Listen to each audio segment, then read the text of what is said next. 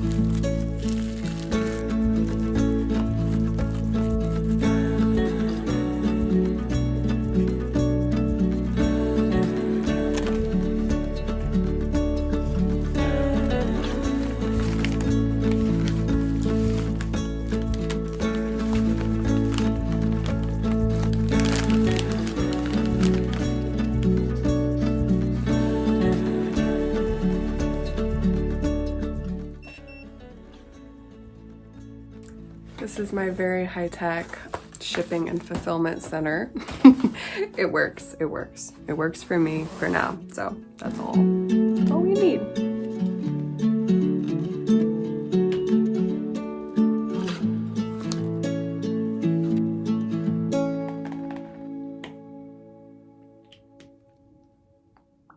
I posted a short last night, and in the comments I asked y'all to drop any clay related questions that you had so that I could answer them in this video, so let's do that. So the first question that I got was, what is the best kind of clay for beginners, please, with a smiley face? The best kind of clay to use is going to depend on your personal preference and what you want to use it for. Hear me out. If you just want a fun hobby and you don't care about selling your clay or having it for years, and I would recommend buying the Crayola air dry clay. It has a really forgiving and easy texture. It's very intuitive. It doesn't need a lot of water, and it's very cost effective. You can get a lot of it for a couple bucks. It's what I bought when I first started out before I knew that it allegedly crumbles and can have some disintegration issues. But if that is not a factor for you and you just want to have fun and make some cool shit and you don't care what happens to it, then I would recommend that you get Crayola clay.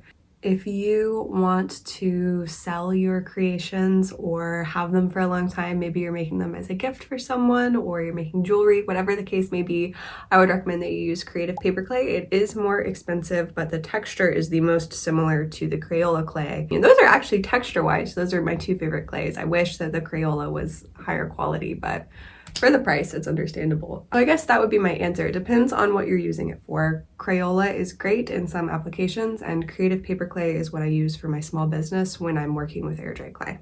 Okay, let's see. What top coat do you use? Also depends on the project. I am so sorry. The two that I use the very most are the Montmartre Clay Gloss, which is water-based.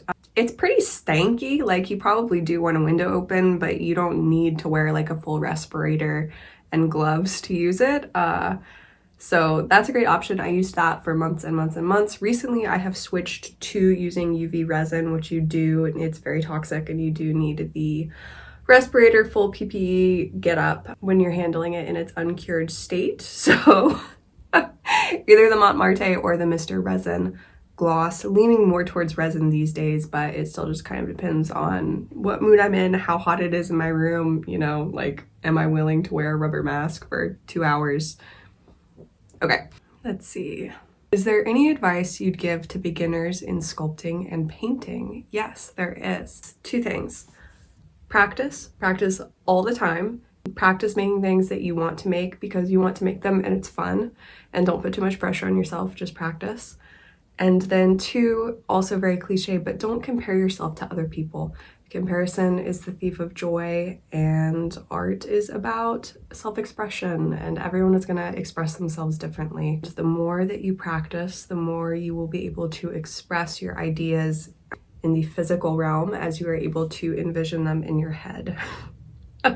So don't get discouraged if you have an idea and you're not able to execute it right away. It doesn't mean that you're bad at it or will never be able to. You just need to keep practicing, and that is the joy and beauty of creation, in my opinion. Practice and try new things. Okay. What kind of tools do you use and where can you find them? Great question.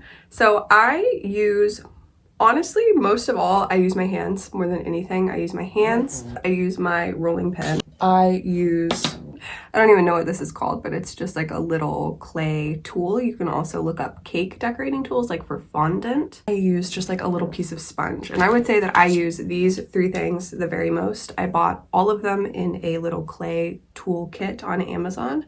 You can also get them at craft stores. I've heard people say that if you look in the cake decorating section, you can find them like at the Dollar Tree. So all kinds of places, but honestly, all you really need is clay and a little bit of water in your hands and patience. Don't be discouraged and don't feel like you need to buy stuff to get started. Just get started. I'm gonna end the video here. If you have any questions or curiosities about art or clay in general, feel free to comment them below and I'll answer them in the next video. If you've watched this far, thank you for hanging out with me, and don't forget to hit subscribe if you're new and click like on the video if you liked it. It helps me out tremendously. I will see you tomorrow with a new short and next Friday with a new video. Bye.